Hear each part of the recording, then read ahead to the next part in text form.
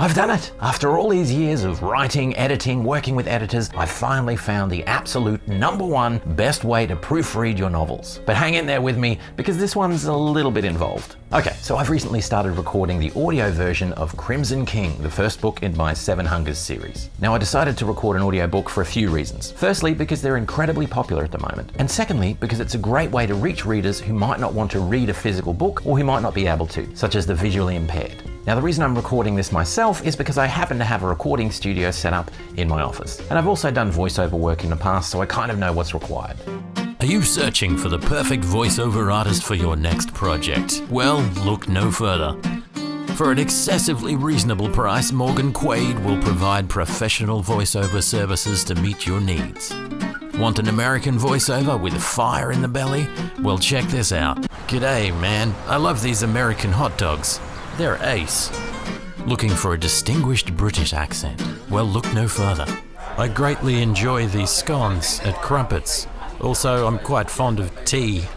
Or perhaps you're looking for a character actor to voice the strong female lead in your next upcoming feature. Hi, I'm a lady person. Now put down that sword, or I'll give you what for. Whatever your need, whatever your budget, there's no job too small or lucrative for Morgan Quaid, voiceover expert and creative genius.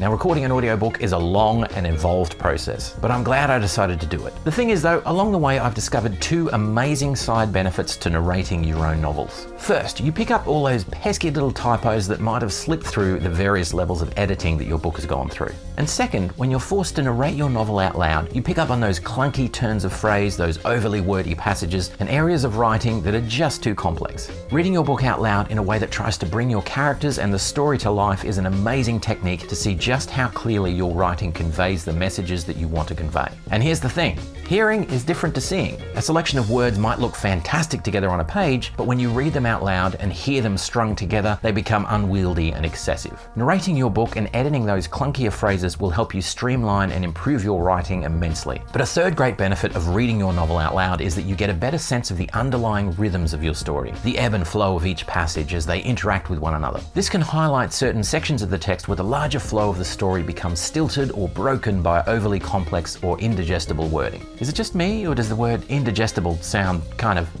I don't know, indigestible? It can also help you identify ways of writing that are easier for readers to digest and more effective at translating a message than others. Now, I can already hear your objections. Or maybe that's just the constant nattering of my superego, telling me I'm not good enough, I need to do more, I need to work harder, I need to be better. Anyway, I figure most of you aren't going to be ready or willing to record your own audiobook, and I can completely understand why. It's a heck of a lot of work, and you need the right equipment to produce something that sounds close to professional. And let's face it, most of us don't want to sit there listening to our own voice for hours and hours on end. That path leads to madness. But you don't have to record your own audiobook to use this technique. When you're editing your draft, just read it aloud, as though you were reading it to someone sitting next to you. Read to your audience and pay close attention to how your story comes out in vocal form. Then edit your book with a focus on these two things. Try to maintain the flow of your story from scene to scene. If you read something that gets in the way or breaks up the flow, change it or remove it. And secondly, if there's a simpler way to say something that gets the message across more clearly, do that. Translating my book into an audio format has been a revelation. It's highlighted tendencies in my own writing that I've completely missed during standard edits. And it's helped me think more clearly about my current writing and how I can focus on clarity rather than employing overly complex words and phrases just because they sound good to me. So there we have it. Let me know in the comments if you've tried this technique, and if not, maybe give it a go and let me know how it turns out.